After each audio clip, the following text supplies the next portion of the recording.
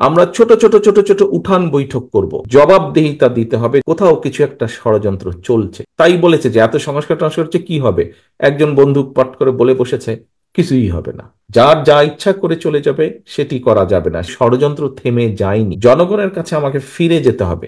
এক কথায় যদি বলতে হয় মানুষের সামনে কিভাবে নিয়ে যাবেন, মানুষের কাছে এটিকে কিভাবে আপনারা নিয়ে যাবেন, তাহলে বলতে হবে আমরা জনসভা করে মানুষকে এটি বলবো না, বরং আমরা ছোট ছোট ছোট ছোট উঠান বৈঠক করব, গ্রামে গ্রামে করব, ইউনিয়নে ইউনিয়নে করব, ছোট ছোট উঠান বৈঠক। এক কথায় যদি বলতে হয় আপনাদেরকে সেই প্রস্তুতি নিতে হবে।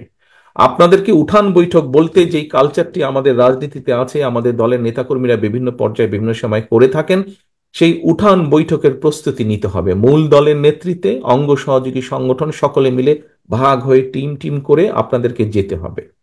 এখানে একটু আগে একটি কার্টুনের মধ্যে করে সকল জেলার নেতৃবৃন্দের কাছে সিম্বলিক ভাবে উপস্থাপন করা, গিফট আকারে দেওয়া হয়েছে কার্টুন। সেখানে আমরা কেন্দ্র থেকে লিফলেট এবং ছোট বইগুলো সেখানে দিয়েছি। তবে এটি যথেষ্ট নয়। আপনাদের কাছে আমার অনুরোধ থাকবে, বিভাগীয় নেতৃবৃন্দ, জেলার নেতৃবৃন্দ, উপজেলার নেতৃবৃন্দ, পৌরসভার নেতৃবৃন্দ, আপনাদের কাছে আমার অনুরোধ থাকবে যে আপনাদেরকে আমরা কিছুটা দিব, সবটা আমরা দিতে পারবো না, আপনাদেরকেও কিছুটা কন্ট্রিবিউট করতে হবে।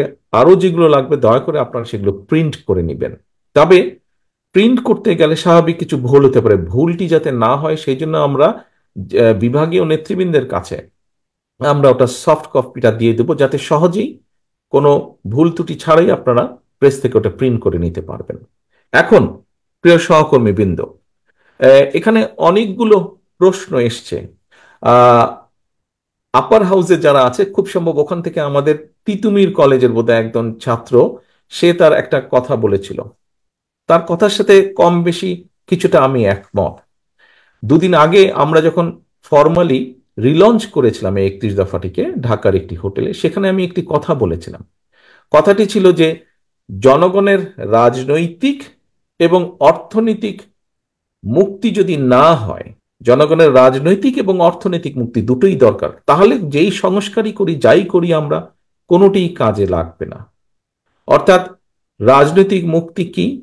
রাজনীতির ভাষায় যদি রাজনৈতিক মুক্তি বলি, তাহলে হচ্ছে অ্যাকাউন্টেবিলিটি বা জবাবদিহিতা তৈরি করতে হবে। যার যা ইচ্ছা করে চলে যাবে সেটি করা যাবে না। সেটা যেই হোক, সরকার হোক, বিরোধী দল হোক, যে কোনো রাজনৈতিক দল হোক, রাজনৈতিক কর্মী হোক, উপজেলার চেয়ারম্যান হোক, পৌরসভার চেয়ারম্যান হোক, কাউন্সিলর হোক, মেম্বার হোক, যেই হোক না কেন, প্রত্যেকের একটি জবাবদিহিতা থাকতে হবে জনগণের কাছে। জনগণ যখন জানতে চাইবে কেন এই জিনিসটা হলো, কেন এই জিনিসটা হলো না, কেন এটা করলে, কেন এটা করলো না, জবাবদিহিতা দিতে হবে, জবাব দিতে হবে সবাইকে। এবং এটি যদি নিশ্চিত করতে হয়, অবশ্যই দেশে ভোটের অধিকারকে প্রতিষ্ঠিত করতে হবে। পৃথিবীর যে কোনো গণতান্ত্রিক দেশে, যে কোনো গণতান্ত্রিক সভ্য দেশে ভোটের মাধ্যমেই জবাবদিহিতা তৈরি হয়। কাজেই প্রিয় সহকর্মীবৃন্দ, যেই লড়াই আমরা, জনগণের কথা বলার অধিকার, জনগণের রাজনৈতিক অধিকার অর্থাৎ ভোট প্রদানের অধিকার, যার জন্য আমাদের হাজারো সহকর্মী গুম হয়েছে, খুন হয়েছে, আপনারা লক্ষ লক্ষ নেতাকর্মী, আমাদের 60 লক্ষের মতো নেতাকর্মী মিথ্যে মামলার শিকার যারা হয়েছেন, আমরা যে কারণে যুদ্ধ করছি এই দেশের মানুষের ভোটের অধিকার, কথা বলার অধিকার প্রতিষ্ঠা করার জন্য। কাজে আমাদেরকে যে কোনো মূল্যে এই অধিকার প্রতিষ্ঠিত করতে হবে জনগণকে সচেতন করার মাধ্যমে। প্রায় আমরা একটি কথা বলছি, ষড়যন্ত্র থেমে যায়নি। আপনারা নিশ্চয়ই গত কয়েকদিনের পত্রপত্রিকায় বিভিন্ন খবর টবর থেকে আপনারা, রাজনৈতিক নেতৃবৃন্দ, আপনারা আপনারা পোড় খাওয়া প্রত্যেকটি মানুষ, কাজে আপনারা নিশ্চয়ই বুঝতে সক্ষম হচ্ছেন যে কোথাও কিছু একটা ষড়যন্ত্র চলছে। কাজে প্রিয় সহকর্মীবৃন্দ, জনগণকে সচেতন করতে হবে, জনগণকে সাথে রাখতে হবে, জনগণের সাথে থাকতে হবে, এবং একই সাথে আমাদের যে লক্ষ্য উদ্দেশ্য জনগণকে নিয়ে, দেশকে নিয়ে, সেই 31 দফার প্রত্যেকটি কথা জনগণের কাছে পৌঁছে দিতে হবে আমাদেরকে। এখন প্রিয় সহকর্মীবৃন্দ, কিভাবে পৌঁছে দিবেন আমি আপনাদের সামনে তুলে ধরেছি একটু আগেই।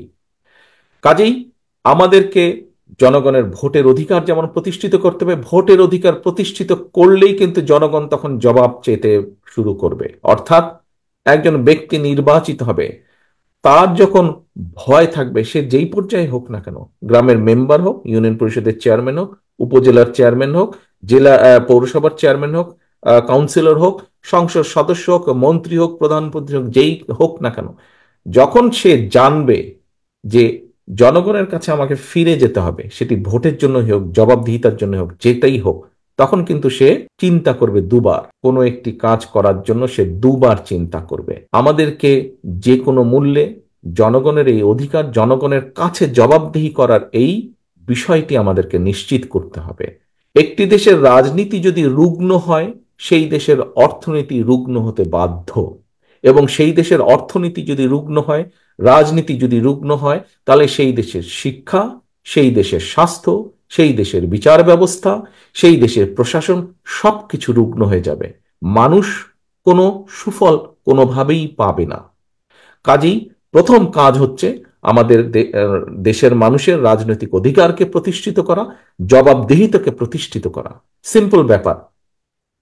সন্ধ্যার পরে ছেলে মেয়ে দেরি করে ফিরলে বাপ মার কাছে জবাব দিতে হয়। যদি জবাব দিতে না হতো, তাহলে পরিবারের চিত্র কেমন হতো দেখুন তো। দুঃখজনক হলেও সত্য, কোনো কোনো ক্ষেত্রে হয় কিছু কিছু, কিন্তু সেই পরিবারগুলোর কি অবস্থা দেখুন। আর যেই পরিবারগুলোতে একটা ডিসিপ্লিন থাকে, জবাবদিহিতা থাকে, সেই পরিবারের সন্তানরা কিভাবে বেড়ে উঠে, তাদের পড়ালেখা কেমন সুন্দর হয়, আচার আচরণ সবকিছু ভালো হয়। জবাবদিহিতা। কাজেই প্রিয় সহকর্মীবৃন্দ, আমাদেরকে এই গত স্বৈরাচার 15, 16, 17 বছর ধরে দেশে কোনো জবাবদিহিতা ছিল না। জবাবদিহিতা ছিল না বলেই এইভাবে মানুষ গুম খুম হয়েছে। জবাবদিহিতা ছিল না বলেই নিশিরাতের ভোট হয়েছে, দামি নির্বাচন হয়েছে। জবাবদিহিতা ছিল না বলেই প্রশাসনগুলোর কি অবস্থা, বিচার ব্যবস্থার কি অবস্থা দেখেছেন। জবাবদিহিতা ছিল না বলেই দেশ থেকে লক্ষ লক্ষ কোটি টাকা পাচার হয়ে গেছে, দেশের মানুষের সম্পদ পাচার হয়ে গেছে। এই সব কিছুকে যদি আমাদের ঠিক করতে হয়, সব কিছুকে যদি দেশের মানুষের চাওয়া অনুযায়ী যদি নিয়ন্ত্রণের মধ্যে আনতে হয়, অবশ্যই জবাবদিহিতাকে আমাদের তৈরি করতে হবে, প্রতিষ্ঠিত করতে হবে। এবং সেটি একমাত্র সম্ভব সঠিক ভোট প্রয়োগের অধিকার প্রতিষ্ঠার মাধ্যমে। এরপর প্রিয় সহকর্মীবৃন্দ, সেই তিতুমির কলেজের আমার ছোট ভাইয়ের বক্তব্য অনুযায়ী সে যে বলেছে যে তারা আলোচনা করছে যে, দেখুন যেই কথাটি আমি বলেছিলাম দুদিন আগে, যে আমরা যাই করি না কেন, দেশের মানুষের রাজনৈতিক এবং অর্থনৈতিক অধিকার যদি আমরা প্রতিষ্ঠিত করতে না পারি, কোনো সংস্কার কাজে লাগবে না। ওরা কয়েকজন যারা গ্রুপ স্টাডি করে, ওরাও কিন্তু তাই বলেছে যে এত সংস্কার টংস্কার হচ্ছে কি হবে। একজন বন্দুক পাট করে বলে বসেছে, কিছুই হবে না। এটাই আসল কথা। এটাই মানুষের জবাবদিহিতা প্রতিষ্ঠিত করতে হবে, মানুষের অর্থনৈতিক মুক্তি দিতে হবে।